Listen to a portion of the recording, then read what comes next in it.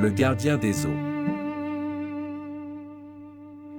Au bord de l'étang, là où la lumière glisse doucement sur l'eau, un héron cendré se tient immobile. Il attend.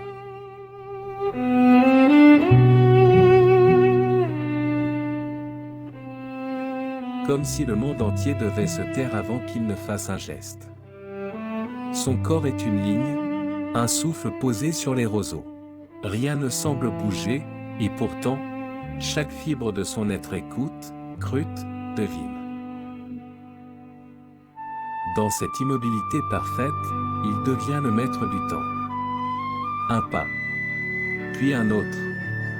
Si lent, si précis, qu'on croirait voir la patience prendre forme.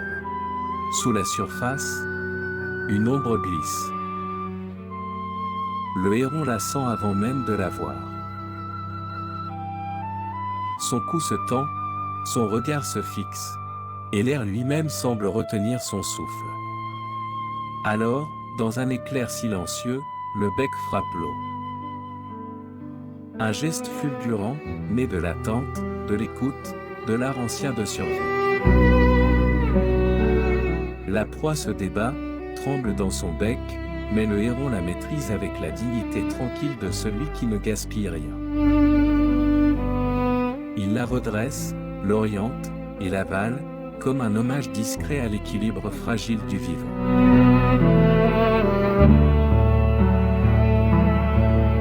Puis vient le moment du départ.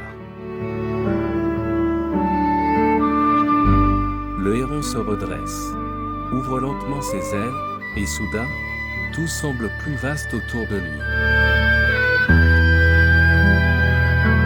Chaque plume capte la lumière, chaque battement soulève un peu de ciel.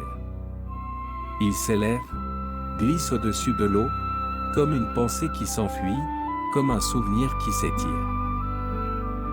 Son vol est une prière silencieuse, une ligne d'argent qui relie la terre au lointain.